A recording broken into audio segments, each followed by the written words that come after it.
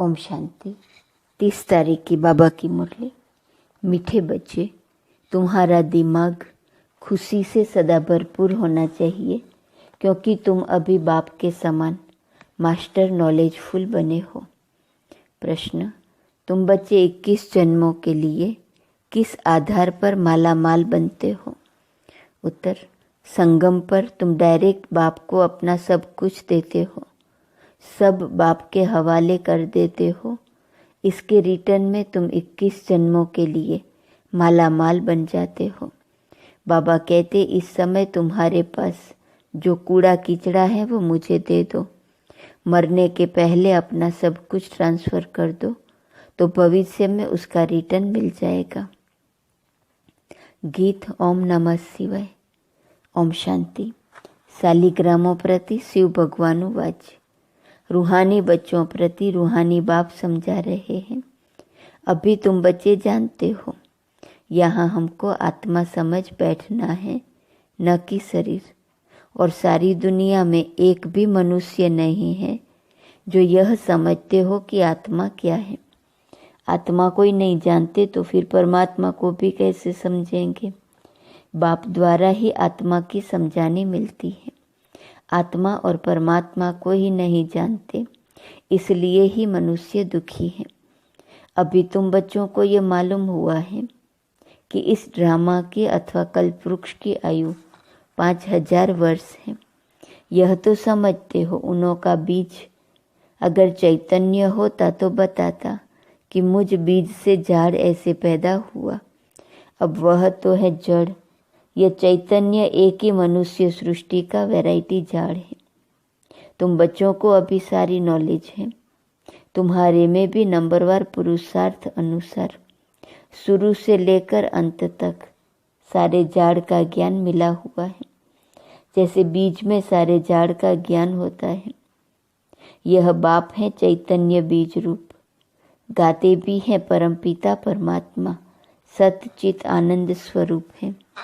निराकार की महिमा गाई जाती है। उनकी महिमा सबसे बिल्कुल ही न्यारी है। मनुष्य तो कुछ भी नहीं जानते हैं। बल देवताओं को यह वर्षा यहाँ से ही मिलता है, परंतु उनको भी वहाँ यह ज्ञान नहीं रहता।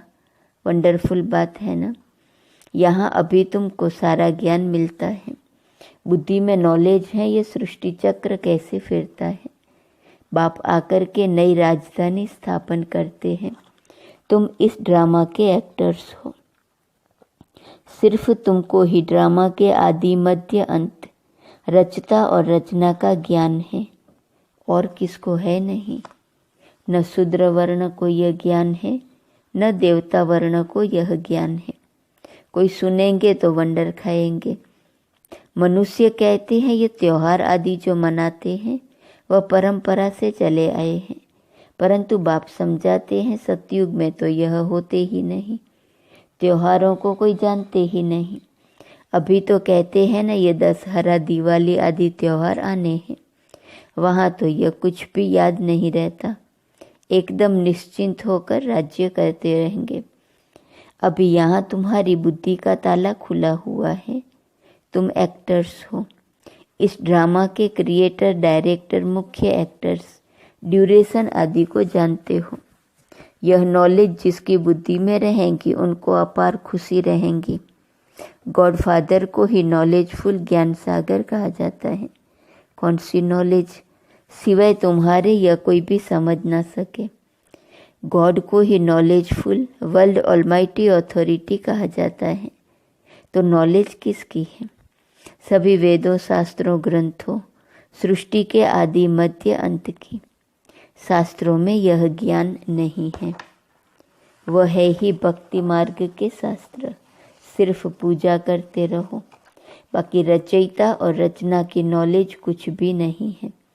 तब तो ऋषि मुनि आदि भी कहते थे कि हम रचता और रचना को नहीं जानते। समझाने वाला एक ही बाप है, तो जानेंगे फिर कहाँ से? अभी तुम बाप द्वारा सुनते हो, फिर यह नॉलेज प्रायः लोप हो जाती है। यह नॉलेज सिवाय तुम बच्चों के और कोई नहीं जानते। तुमको कितनी बड़ी नॉलेज मिलती है, तो तुम बच्चों को कितनी खुशी होनी चाहिए। वह लोग डॉक्टरी आदि पढ़ने के लिए, सीखने के लिए विलायत में जाते हैं। तुमको तो यहाँ ऐसा बनाते हैं जो वहाँ ये डॉक्टर आदि होते ही नहीं। बेहद का बाप जो नॉलेजफुल हैं, उन द्वारा हम सब कुछ जान जाते हैं, उनकी हम संतान हैं।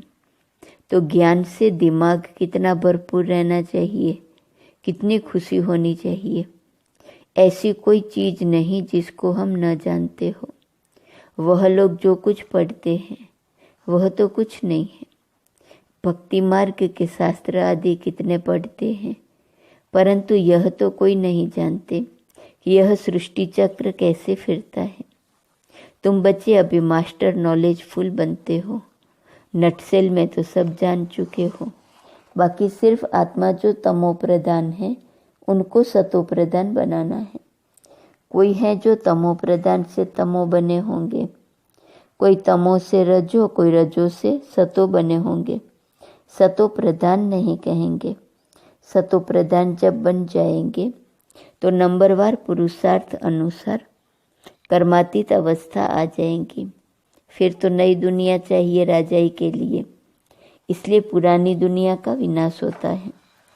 जब यह पूरा होगा तो सारी पुरानी दुनिया की आहुति पड़ेंगी, यह पढ़ाई पूरी हो जाएगी। फिर नंबरवार पुरुषार्थ अनुसार कर्मातीत अवस्था को पालेंगे। जैसे वह भी इम्तिहान पास कर ट्रांसफ़र हो जाते हैं, तुम भी मृत्यु लोक से ट्रांसफ़र हो अमर लोक में चले जाएंगे। हम अमर लोक में थे, फिर 84 जन्म लेते लेते मृत्यु लोक में आ गए हैं। तुम कहते हो अभी हम पढ़ रहे हैं, फिर अमर लोक में जाकर देवी देवता बनेंगे। बाप ही मनुष्य से देवता बनाते हैं। पतितों को पावन देवी देवता कौन बनाएगा? देवता तो यहाँ कोई है नहीं जो देवी देवता बनावे। लक्ष्मी नारायण चाहिए ना, वह तो यहाँ होते नहीं। तुम बच्चे जानते हो इस समय बाप ही आकर पढ़ाते हैं, स्वर्ग का राज्य भाग्य देते हैं। स्वर्ग था, लक्ष्मी नारायण का राज्य था न। इन्हों की यह राजधानी किसने स्थापन की? हेवनली गॉडफादर ने ही पैराडाइज सतयुग स्थापन किया, जहाँ देवी देवता राज्य करते थे। वहाँ दूसरा कोई खंड था नहीं, एक ही भारत था। तुम्हारी बुद्धि में है हम जब राज्य करेंगे तो दूसरा कोई नहीं होगा। तुम्हारी बुद्धि में यह सारा झाड़ है, इसका बीज ऊपर में है। वह सत्य है, चैतन्य है। आत्मा भी इम्प्रेसिबल है, बाबा भी इम्प्रेसिबल है। जो बाबा में ज्ञान है वह तुमको सुनाते हैं। सारा झाड़ खड़ा है, बाबा ऊपर में है। इस समय मनुष्य तमो प्रधान कांटे हैं। झाड़ पूरा न होने से जैसे सूख जाता है, इसलिए इनको कहा जाता है कांटों का जंगल। वहाँ होता है फूलों का बगीचा। बागवान भी है ना, किसको खिवैया, किसको बागवान, किसको माली कहते हैं। बाप है खिवैया। तुम भी बोट चलाना सीख रहे हो। हर एक की नैया बहुत पुरानी हो गई है। नैया आत्मा और शरीर दोनों की बनी हुई है। गाते भी है नैया मेरी पार लगाओ। अब नैया भी पुरानी तो शरीर भी पुराना। अब पार कैसे हो और कहाँ जाए? तुम जानते हो पार किसको कहा जाता है? मुक्तिधाम, जीवन मुक्तिधाम क्या चीज़ है? बरोबर बाप अभी पार ले जाते हैं। दुखधाम से सुखधाम अथवा विषय सागर से क्षीर सागर में ले जाते हैं। वह सिर्फ गाते हैं नैया मेरी पार लगाओ। बागवान आओ, कांटों को फूल बनाओ। तुम भी पहले नहीं जानते थे। अभी मूल वतन, सूक्ष्म वतन, सतयुग से लेकर कलयुग तक सब राज को जान गए हो। जो जानते हैं वही सुनाते हैं। अंदर ज्ञान टपकता रहे तो सदैव खुशी में रहेंगे। कोई चिंता की बात ही नहीं रहती। फिक्र से फारिग हो जाते हो। तुम जानते हो बाबा हमको ले जाते हैं। अब हम बाबा जैसे बन रहे हैं। बच्चा बाप समान बनता है ना। बाबा नॉलेजफुल है, तुमको भी नॉलेजफुल बनाया है। आत्माओं का कनेक्शन है ही परमात्मा बाप से। आत्मा कहती है जो बाबा में नॉलेज है वह हम आत्माओं को दे रहे हैं। तुम हो रूहानी बाप के रूहानी बच्चे। यह भी नई बात है ना, बाबा बिगर कोई सुना न सके। वह निराकार बाप भी साकार के आधार से सुनाते हैं, नहीं तो तुम सुन न सको। बच्चों को बाप आप समान बनाते हैं। दुख हरता सुख करता वह बाप है।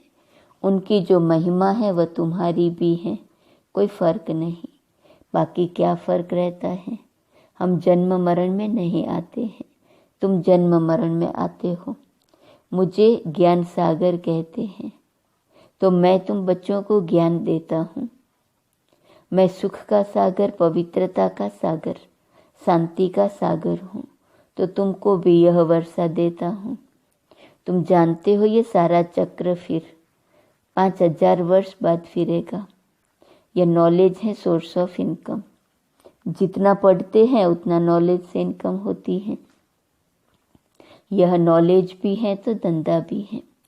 सराफ लोग सट्टा करते हैं, तुम क्या देते हो? कूड़ा किचड़ा। मरने के बाद करनी गोर को कूड़ा किचड़ा ही देते हैं। तुमको तो जीते जी देना है, ईश्वर अर्थ देते हैं। अब क्या ईश्वर को पुराना खटिया आदि देंगे? बाप कहते हैं तुम मरने से पहले ही सब दे दो। ये पुरानी चीज तुम्हारे काम में ही नहीं आएंगी। भल कोई कितना भी साहूकार हो, परंतु कितने दिन के लिए होगा?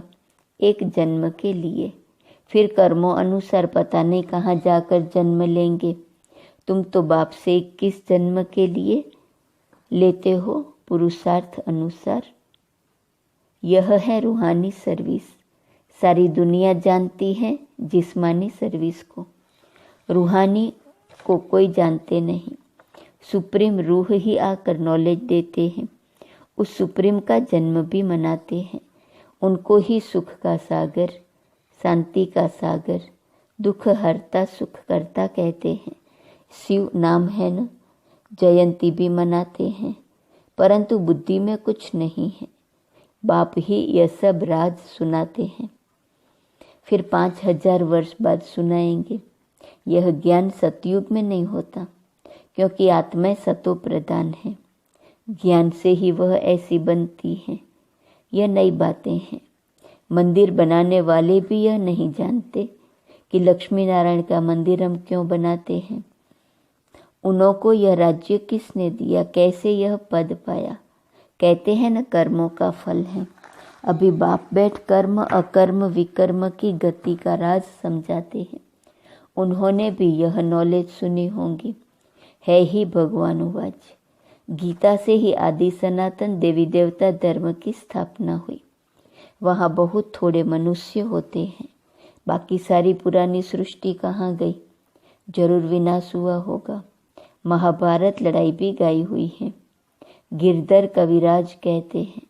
अब गिरधर तो कहते हैं श्री कृष्ण को, कवि कौन है? शिव बाबा को कवि कहा जाता है। कवि अर्थात सुनाने वाला। तुम जानते हो आफतें बहुत आनी हैं। पुरानी दुनिया के विनाश के लिए क्या क्या चीज़ें बना रहे हैं। यह वही महाभारत लड़ाई है, जबकि भगवान ने आकर रुद्र ज्ञान यज्ञ रचा है। भगवान यज्ञ किस लिए रचते हैं? यज्ञ रचा ही जाता है सुख शांति के लिए। बाप सभी का दुख हरता सुख करता है, तो इस ज्ञान यज्ञ में सारी पुरानी सृष्टि स्वाहा हो जाएंगी। तुम जानते हो हम ब्राह्मण यज्ञ के सर्वेंट हैं। हम ब्राह्मण ब्रह्मा के सच्चे मुख वंशावली हैं, तो बाबा जो मुख से कहे वह मानना पड़े। श्री श्री की श्रेष्ठ मत से ही हम श्रेष्ठ बन रुद्र की माला का दाना बनेंगे। सिजरा बनाते हैं, वासवानी सिजरा, कृपलानी सिजरा। तो ऊपर में है शिव बाबा, उनका है निराकारी सिजरा। निराकारी सिजरा व फिर साकारी सिजरा होता है। पहले नंबर में है प्रजापिता। तो वह हुआ जिस्मानी और वह रूहानी। रूहानी बाप आकर प्रजापिता ब्रह्मा द्वारा रचना रचते हैं। उनको बुलाते ही हैं, हे पतित पावन आओ, पुरानी पतित दुनिया को पावन बनाने आओ। नई नहीं बनाते हैं, प्रलय होती नहीं तो ये वर्ल्ड की हिस्ट्री ज्योग्राफी रिपीट होती है। 84 का चक्र फिर से शुरू होता है। बेहद के बाप से बेहद की नॉलेज मिलती है, बेहद का वर्षा मिलता है। बेहद के बाप को सब याद करते हैं।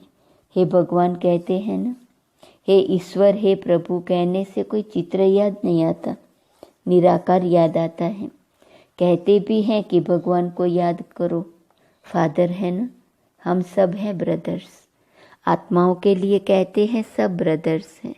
सब पुकारते हैं, हे पतित पावन, दुख हरता सुख करता, हे लिबरेटर आओ, हमको गाइड करो। घर भूल गया है, याद है परंतु हम जा नहीं सकते हैं। योग लगाने से जैसे ग्रोथ पड़ता जाता है। आत्मा अविनाशी है ना, तो आत्मा की ज्योति सारी उजाई नहीं जाती है। तो अब योग बल का ग्रोथ डालना है सदैव के लिए। फिर दीपमाला सोजरा हो जाएगा। दीपमाला अर्थात घर घर में सोजरा। तो दीपमाला कहाँ होंगी? सतयुग में, यहाँ नहीं। यह सब राज तुम समझते हो, तुम्हारे पास ब्लाइंड फेथ नहीं है। अच्छा, मीठे मीठे सिकिलते बच्चों प्रति माता पिता बाप दादा का याद प्यार और गुड मॉर्निंग। रूहानी बाप की रूहानी बच्चों को नमस्ते। रूहानी बच्चों की रूहानी बाप को नमस्ते नमस्ते नमस्ते। धारणा के लिए मुख्य सार, पहले पॉइंट, चिंताओं से फ्री होने के लिए बाप समान नॉलेजफुल बनना है। बुद्धि में सदा ज्ञान का सिमरण करते रहना है। दूसरी पॉइंट, रूहानी सर्विस कर अपनी प्रारब्ध बनानी है। पुराना सब कुछ ट्रांसफर कर देना है। वरदान, सर्वप्रति शुभ कल्याण की भावना रख, परिवर्तन करने वाले बेहद सेवाधारी भव। मेजॉरिटी बच्चे बाप दादा के आगे अपनी यह आस रखते हैं कि हमारा फलाना संबंधी बदल जाए, घर वाले साथी बन जाए। लेकिन सिर्फ उन आत्माओं को अपना समझ यह आस रखते हो तो हद की दीवार के कारण आपकी शुभ कल्याण की भावना उन आत्माओं तक पहुंचती नहीं। बेहद के सेवाधारी सर्वप्रति आत्मिक भाव व बेहद की आत्मिक दृष्टि, भाई भाई के संबंध की वृत्ति से शुभ भावना रखते हैं तो उसका फल अवश्य प्राप्त होता है। यही मनसा सेवा की यथार्थ विधि है। स्लोगन, ज्ञान रूपी बाणों को बुद्धि रूपी तर्कस में भरकर माया को ललकारने वाले ही महावीर योद्धे हैं। आज का स्वमान, मैं खुश नसीब फरिश्ता हूँ। अव्यक्त इशारे की पॉइंट 30 सितंबर। जितना जितना याद में रहेंगे उतना अनुभव करेंगे कि मैं अकेला नहीं, लेकिन बाप दादा साथ हैं। कोई भी समस्या सामने आए तो यही स्मृति में रहे कि मैं कंबाइंड हूँ, तो घबराएंगे नहीं। कंबाइंड रूप की स्मृति से कोई भी मुश्किल कार्य सहज हो जाएगा। अपने सब बोझ बाप के ऊपर रख स्वयं हल्के हो जाओ तो सदा अपने को खुश नसीब अनुभव करेंगे और फरिश्ते के समान नाचते रहेंगे। ओम शांति।